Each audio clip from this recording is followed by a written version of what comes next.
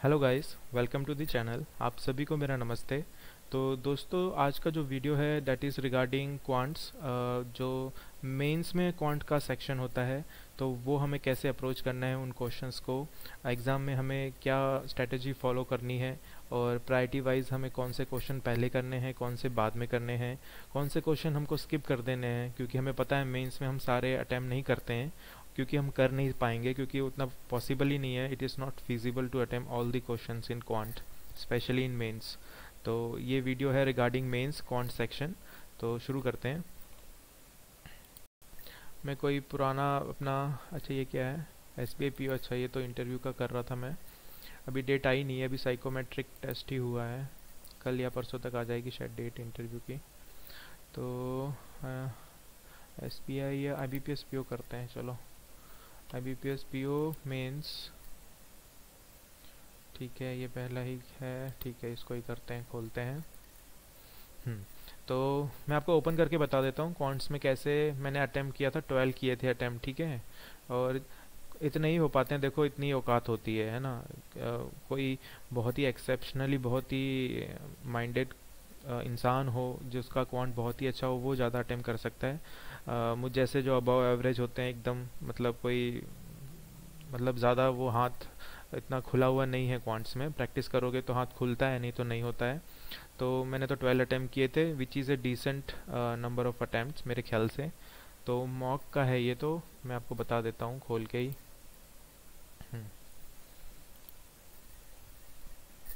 Okay, ये reasoning है, quant data analysis, ठीक है, ये क्वांट है। तो यहाँ पे जाते हैं।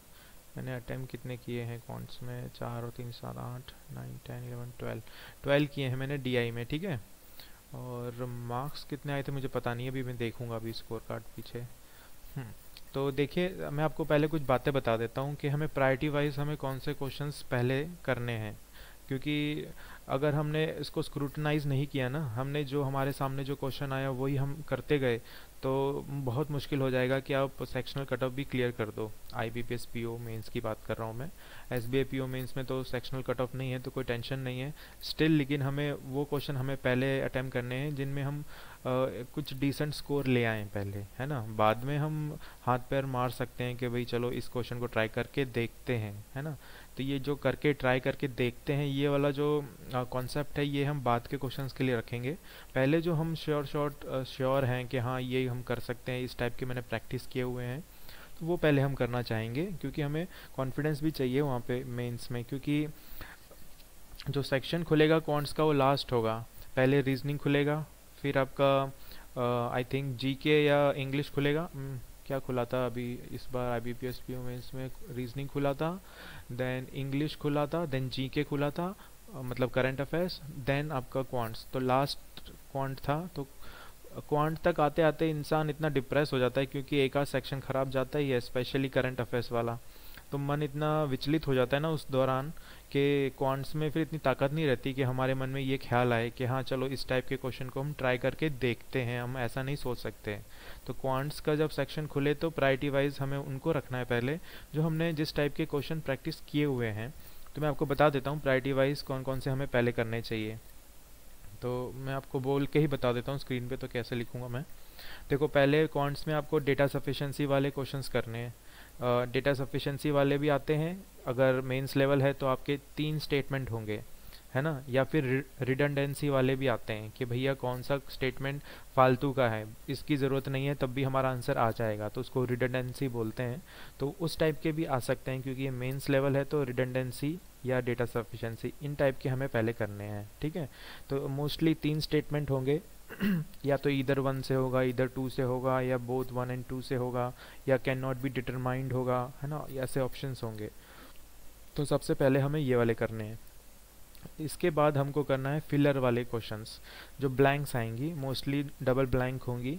और एक पूरा अरिथमेटिक का जो वर्ड प्रॉब्लम होता है, थोड़ा सा उसका लेवल ऊपर करके वो पूछेंगे आपको, और बीच में 2 फिगर्स का डेटा जो है गायब कर देंगे, ब्लैंक दे देंगे। तो आपको सॉल्व करके उन ब्लैंक को फिलअप करना है। कंपैरेटिवली इजी होता है थोड़ा, इसलिए अब सेकंड नंबर पे उस टाइप के क्वेश्चन करिएगा। अभी इस सेट में शायद अगर आएगा तो मैं आपको बताऊंगा ब्लैंक्स वाले कैसे हैं। तो वो आपको दूसरे नंबर पे करना है। पहला आपका data sufficiency, second is filler based questions, ठीक है। फिर तीसरा आता है डेटा इनइक्वालिटी, जिसको हम बोलते हैं quantity one quantity two comparison जो करना है हमें। तो दो अरिथमेटिक प्रॉब्लम्स होंगे। अब वो एक क्वांटिटी वन एक क्वेश्चन होगा, फिर क्वांटिटी टू दूसरा क्वेश्चन होगा। दोनों के आंसर निकालने हैं हमको, फिर कंपेयर करना है कि कौन सा बड़ा है कौन सा छोटा है या दोनों बराबर हैं, है ना। इस टाइप के हो सकते हैं। अब क्वांटिटी वाले जो क्वेश्चंस होते हैं, ज़रूरी नहीं कि उसमें जो क्वेश्चंस आएंगे वो अरिथमेटिक के ही आएंगे, नहीं, ऐसा नहीं है। अब क्या हो गया है, यहाँ पे नंबर सीरीज डाल देते हैं, वो रॉन्ग नंबर सीरीज होगी। तीन स्टेटमेंट, तीन क्वांटिटी की तीन नंबर सीरीज हो सकती हैं, है ना। या फिर आजकल वो क्या बोलते हैं, अरिथमेटिक प्रोग्रेशन वाले एपीजीपी वाले क्वेश्चंस आ सकते हैं। कुछ नंबर सिस्टम्स के भी क्वेश्चन लास्ट ईयर पूछे हुए थे, इस साल तो नहीं पूछा है बीपीएस पीओ मेंस में, लेकिन लास्ट ईयर पूछे हुए थे। तो क्वांटिटी में कुछ टाइप के, कोई भी टाइप के क्वेश्चंस वो ऐड कर सकते हैं, अरिथमेटिक हो, आपका नंबर सीरीज के क्वेश्चंस हो, या फिर ये जो एसएससी सीजीएल में आते हैं ना नंबर सिस्टम वाले, वो उस टाइप के भी पूछ सकते हैं। तो ये सेकंड प्रायोरिटी पे रहेंगे। फिर तीसरी प्रायोरिटी रहेगी आपकी डीआई की। डीआई में भी आप देखिएगा कि डीआई कैसी है, क्या वो जनरल है या फिर अरिथमेटिक बेस्ड डीआई पूछी हुई है। एक डीआई है जिसमें टाइम एंड वर्क का पूरा डेटा डाला हुआ है, उस टाइप की है, या कोई जनरल डीआई दी हुई है कि रेगुलर ग्राफ है और हमें निकालना है।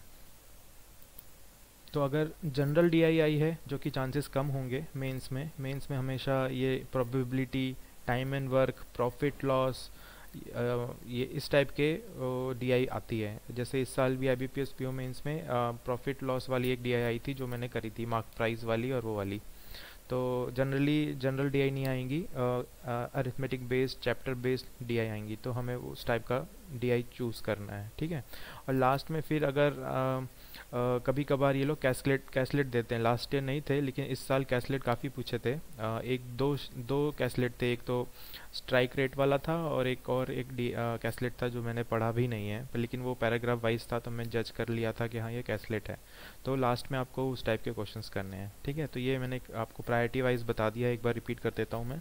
पहले आप करेंगे डेटा सफिशिएंसी वाले क्वेश्चंस, फिर आप करेंगे फिलर बेस्ड क्वेश्चंस जो ब्लैंक्स होती हैं वो, उसके बाद आप करोगे डेटा इनइक्वालिटी यानी वो क्वांटिटी कंपैरिजन वाले, फिर उसके बाद आप जाएंगे डीआई पे भी आप देखोगे जनरल डीआई है या फिर अरिथमेटिक बेस्ड डीआई है, वो आप करोगे अपने सुविधा के अनुसार, जो आपको ठीक लगती है वो वाली डीआई करके।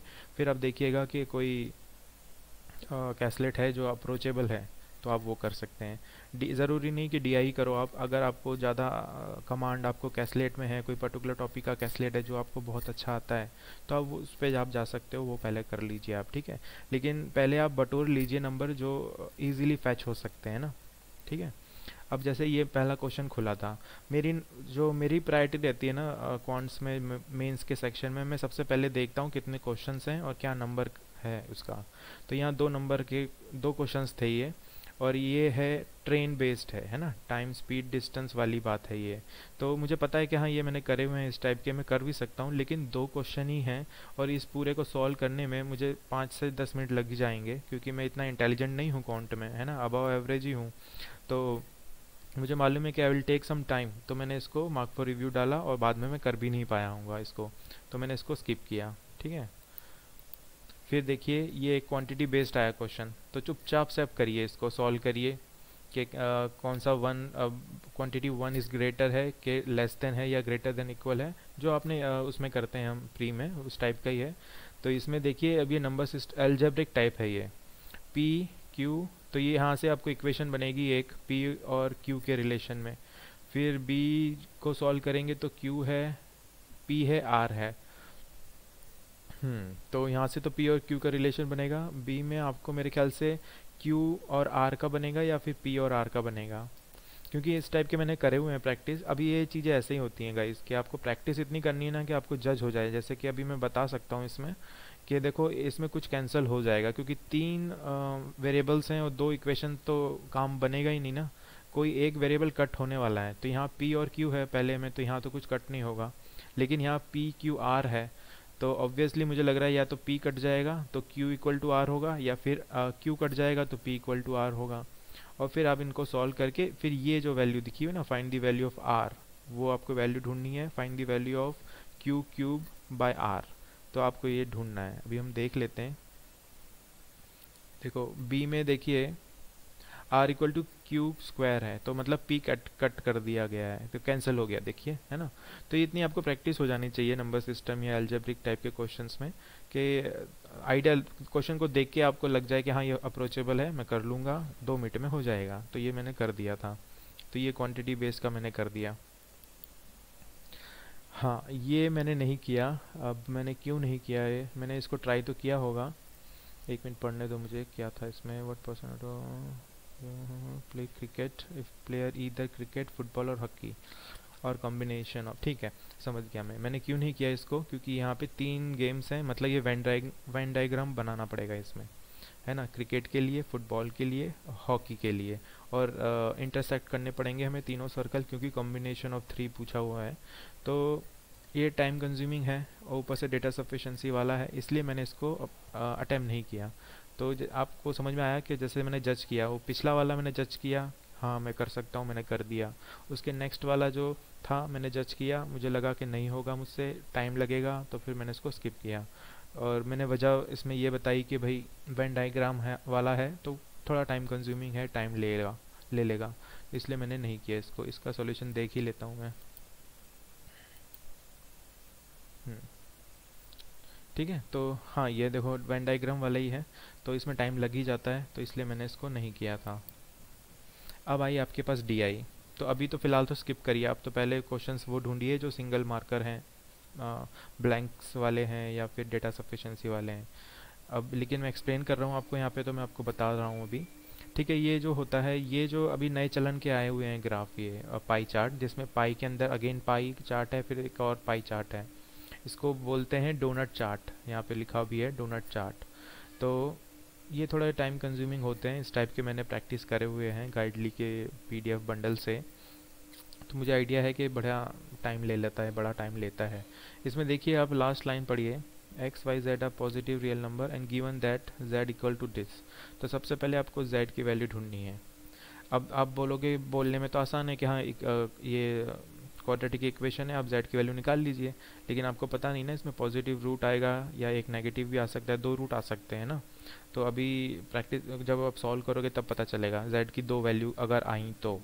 अगर एक आई तो बहुत अच्छी बात है, लेकिन 2 आ गई तो बहुत लंबा जाएगा, क्योंकि जेड के बाद आपको फिर यहाँ सब डाल के एक्स की वैल्यू ढूंढनी पड़ेगी, फिर आपको एक्स और जेड की वैल्यू डाल के वाई की वैल्यू ढूंढनी पड़ेगी, राइट। अब जेड की अगर 2 आ गई तो फिर डबल डबल वैल्यूज़ आएंगी। तो ये मुझे पता है कि ये बहुत लेंदी है, तो इसको मैंने स्किप किया। तो ऐसे आपको पता रहना चाहिए कि हाँ ये मैं छूँ कि नहीं छूँ क्वेश्चन, तो इसको मैंने जाने दिया। अब ये क्वेश्चन आए हैं, हाँ ये सीरीज़ वाले जो मैं आपको बता रहा था, डेटा इनइक्वालिटी वाले, या फिर हम बोल सकते हैं क्वांटिटी कंपैरिजन वाले। तो इसमें ये अप्रोचेबल है, रॉन्ग नंबर सीरीज़ है, इसमें से ढूंढिए रॉन्ग नंबर कौन सा है, और फिर सेकेंड सीरीज़ बनानी है हमको, और फिर हमको ये जो भी कंडीशन दी हुई है वो फुलफिल करके हमें आंसर लाना है। तो ये इजी था, तो ये मैंने कर दिया। अगेन सेम नंबर सीरीज़ का है, तो ये कर सकते हैं हम सॉल्व। तो मेंस में सबसे पहले आपको ऐसे ही करने हैं क्वेश्चंस। अब देखिए ये जो एक कैसलेट आई है, पहला, दूसरा, तीसरा, चौथा, 4 तो इसमें पैरा है, फिर एक फिफ्थ पैरा है नोट करके दिया हुआ है, मतलब पूरी नौटंकी है यहाँ पे। और आज हाँ ये देखिए ब्लैंक वाले क्वेश्चन आए। तो अब मैंने जब इसको देखा होगा तो मैंने सबसे पहले तो ये देखा होगा 3 क्वेश्चन है, मतलब ये पूरा जब मैं इसको सॉल्व करूँगा तो at least I will take 10 to 15 minutes to solve this paragraph caselet, ठीक है। देन आप यहाँ देखिए क्वेश्चंस भी देखिए 4-4 लाइन के हैं, और वो आपको सॉल्व करने हैं, यानी 20 मिनट 25 मिनट लग जाएंगे मुझे, और मैं सॉल्व कितने कर पाऊँगा, सिर्फ 3 क्वेश्चन। और हमारे पास टाइम कितना होता है, 45 मिनट्स ही होते हैं। तो घाटे का सौदा है, सीधी सी बात है, तो इसको जाने दो, जब टाइम ही इतना लग रहा है तो फिर क्या मतलब है। तो इसको मैंने स्किप किया।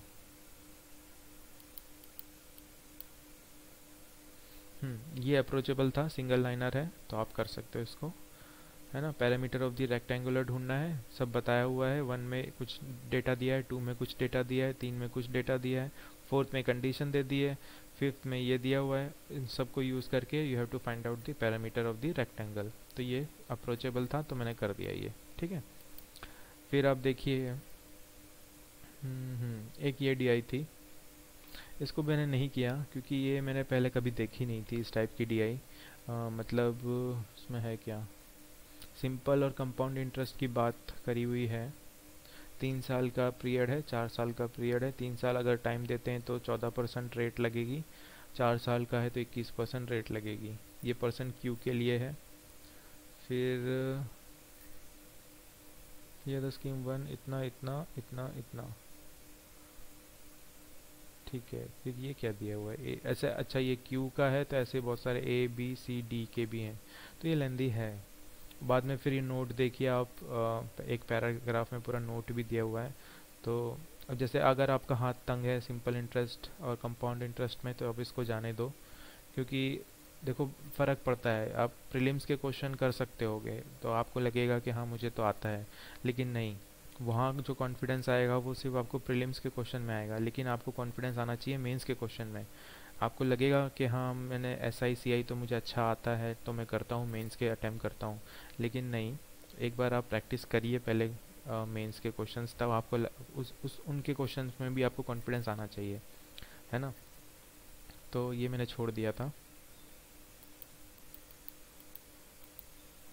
स्किप कर दिया। ये मुझसे नहीं हुआ होगा तो मैंने इसको जाने दिया। जो नहीं आता जाने दो सीधा। जो अगर टफ़ है तो सबके लिए टफ़ है, अपने लिए अकेले के लिए नहीं है टफ़। तो जो नहीं आता उसको स्किप करिए। अब ठीक है, ये डेटा सफिशिएंसी आई तो मैंने ये कर दी, है ना। इधर 1 और 3 अलोन इज सफिशिएंट। इसकी प्रैक्टिस आप करिए, आपको बहुत सारे डेटा सफिशिएंसी के क्वेश्चंस मिल जाएंगे मेंस लेवल के नेट से। तो आप इसकी प्रैक्टिस करेंगे और इससे ही होगा, स्पीड अच्छी हो जाएगी आपकी और बन जाएंगे, सही होने लगेंगे। ये भी डेटा सफिशिएंसी था तो ये कर दिया। ये देखिए ब्लैंक वाला, है ना। तो ये है एक पूरा कौन सा है, ये पार्टनरशिप का है, 2 पार्टनर्स है। तो अरिथमेटिक का टॉपिक है पार्टनरशिप, उसमें उस टॉपिक का इन्होंने एक वर्ड प्रॉब्लम लिया है और 2 ब्लैंक दी हुई हैं यहाँ पे। एक इधर अमाउंट पूछा है और इधर एक मंथ पूछा है, और इधर भी एक मंथ। 3 ब्लैंक हैं, बहुत सारी ब्लैंक है, 1 2 3 4 ब्लैंक हैं। तो 2 में अमाउंट है, 2 में मंथ है ना। तो ये आपको सॉल्व करके पूरा आंसर लाना है। तो ये मैंने कर दिया था। तो ये ब्लैंक वाले आप अप्रोचेबल हैं, थोड़े से लेंथी होते हैं लेकिन सही आंसर आ जाता है। तो ये कर दिया। हाँ, अब जैसे ये छोटू सी डीआई थी, सॉरी डीआई नहीं कैसलेट थी। अब मिक्सचर एलिगेशन है, थोड़ा ठीक लगता है मुझे मेंस लेवल के क्वेश्चन इसके, तो मैंने इसको छुआ था और ये हो गया मुझसे। तो 2 क्वेश्चन थे तो मैंने अटेम्प्ट कर लिए। तो ऐसे आपको अंदर खुद ही पता चलेगा आपको कि हाँ कि फ़लाना टॉपिक मुझे ज़्यादा ठीक लगता है मेंस का। जैसे टाइम एंड वर्क का मुझे अच्छा लगता है मेंस का, मिक्सचर एलिगेशन का मुझे अच्छा लगता है मेंस का। ये एस आई सी आई मुझे प्री का ही ठीक लगता है, सिंपल इंटरेस्ट कंपाउंड इंटरेस्ट मुझे प्री लेवल के ही ठीक लगते हैं, मेंस लेवल के टफ़ अगर आ जाएं तो मुझे नहीं ठीक लगता। प्रोबेबिलिटी टफ़ आ गई अगर मेंस लेवल की तो मुझे ठीक नहीं लगती। तो ये आपको जज करना पड़ेगा, पिक्चर बनानी पड़ेगी कि ये टॉपिक मेरे प्री के बहुत अच्छे हैं, ये टॉपिक मेरे मेंस में थोड़े से कम हैं, और ये टॉपिक अच्छे हैं मेंस में। ऐसे आपको एक फिगर करना पड़ेगा, फिगर आउट करना पड़ेगा, है ना। तो मिक्सचर एलिगेशन का था, ये मैंने कर दिया था, मुझे ईजी लगा था। अब देखो टाइम एंड वर्क का मेंस लेवल के इतने प्रैक्टिस करते हैं ना हम लोग, क्योंकि शुरुआती हम जो अरिथमेटिक ही करते हैं, टाइम वर्क ये सब शुरू करते हैं हम परसेंटेज के बाद। तो ये मुझे ठीक लगता है। अब इसमें मेंस लेवल क्यों कहेंगे हम इसको, क्योंकि इसमें क्या है, देखो कितने सारे लोग हैं, कीर्ति है, अमर है, फिर आपका ईरा है, दिया है, जीत है, देन आपका गौरव है, सीता है, देन गीता है, गौरव अगेन, देन नेहा है। तो कम से कम 8 से 9 लोग हैं। तो इन लोगों का क्या करना है, आपको एफिशिएंसी निकालनी है। कॉन्सेप्ट वही है कि आपको टोटल वर्क अज्यूम करना है, फिर सबकी इंडिविजुअल एफिशिएंसी निकालनी है और टाइम उस हिसाब से डेज निकालने हैं। लेकिन यहाँ पे लोग 1 या 2 या 3 नहीं है, लेकिन 8-9 हैं, तो इसलिए मेंस लेवल है, लेकिन अप्रोच वही है। तो ये मैंने प्रैक्टिस करे हैं इस टाइप के क्वेश्चंस, तो मुझे पता है यहाँ अप्रोच तो वही है, बस 2 मिनट ज़्यादा लेगा क्योंकि लोग ज़्यादा हैं इसमें। लेकिन ये अप्रोचेबल है क्योंकि 3 क्वेश्चन हैं इसके, तो मैंने इसको किया और ये हो गई, देखो। तो ये आपको कॉन्फिडेंस कब आएगा, जब आप मेंस लेवल के क्वेश्चन करोगे, है ना। अब देखिए ये लास्ट क्वेश्चन है, ये मैंने नहीं किया होगा। हाँ, क्यों नहीं किया, क्योंकि एक डीआई दी हुई है, फिर क्वांटिटी 1, क्वांटिटी 2, क्वांटिटी 3। इतना सॉल्व करने के बाद आप एक आंसर टिक करोगे, और लेकिन क्वेश्चन सिर्फ एक ही है। तो ये कहाँ का सही बात हुई, मतलब फ़ायदे का सौदा है ही नहीं है। इसमें 10 मिनट लगाओ और फिर एक एक नंबर मिलेगा आपको, एक क्वेश्चन अटैम्प्ट करोगे आप। तो ये इसलिए मैंने इसको अटैम्प्ट नहीं किया। अब मेरे ख्याल से ख़त्म हो गया ये रीजनिंग आ गई फिर तो रीजनिंग का मैं फिर कभी आपको वीडियो में बताऊंगा कि कैसे हमें अप्रोच करना है उसके लिए। अभी तो क्वांट के लिए ही था। तो आपको ये देखना पड़ेगा गाइस कि आपको मेंस लेवल में कहाँ पे आपको कॉन्फिडेंस आता है, और आपको एक प्रायोरिटी वाइज लिस्ट बनानी पड़ेगी कि मेंस क्वांट का मैं अटेम्प्ट करूँगा तो पहले मैं डेटा सफिशिएंसी करूँगा, फिलर्स करूँगा ब्लैंक्स वाले, फिर मैं वो करूँगा क्वांटिटी कंपैरिजन वाले, फिर मैं देखूँगा कि डीआई कौन सी अच्छी है, अप्रोचेबल है कि नहीं है, उसके बाद मैं कैलकुलेट करूँगा। तो आपको एक स्ट्रेटेजी मेंस में आपको करनी पड़ेगी, क्योंकि क्वांट का जो सेक्शन है वो लास्ट में खुलेगा। आप रीजनिंग कर चुके होगे, आप इंग्लिश कर चुके होगे, आप करंट अफेयर्स कर चुके होगे, और लास्ट में आप इधर आओगे क्वांट में, तब तक आपका माइंड इतना थक गया होगा, आप नहीं सोच पाओगे इतना। तो एक फुल फ्लैज पहले से मन में एक धारणा रखना कि जो पहले अप्रोचेबल क्वेश्चंस हैं वो हम कर लें पहले, इजी इजी, क्योंकि हमें पहले नंबर बटोरने हैं ना, पहले पहले जो नंबर आ जाएं, आ सकते हैं, इजी हैं, वो तो कर लें, फिर बाद में हम बड़ी बड़ी डीआई या बड़ी बड़े कैसलेट जो हैं वहाँ पे हाथ पैर मार सकते हैं, लेकिन जो इजी हैं वो उनको पहले हमें अटैम्प्ट करना चाहिए। तो ये था गाइज आज का वीडियो, आई होप आपको अच्छा लगा हो। तो ये कैसे हमें मॉक अटैम्प्ट करना है उस पर ये वीडियो था। और मेंस की क्वांट की स्ट्रेटजी फिर कभी मैं बताऊंगा आपको, कैसे कहाँ से प्रैक्टिस करनी चाहिए, हमें कौन से मॉक यूज़ करने चाहिए। फ़िलहाल कैसे हमें मॉक को अटैम्प्ट करना है क्वांट्स में मेन सेक्शन में, उस पर ये वीडियो था। तो आई होप आपको ये वीडियो अच्छा लगा हो। तो मिलते हैं अगले वीडियो में, और अगर आपको अच्छा लगे ये वीडियो तो please do like the video, and हो सके तो मेरे चैनल को ज़रूर सब्सक्राइब करिएगा। और मिलते हैं अगले वीडियो में। Till then keep studying. Thanks for watching. Bye bye.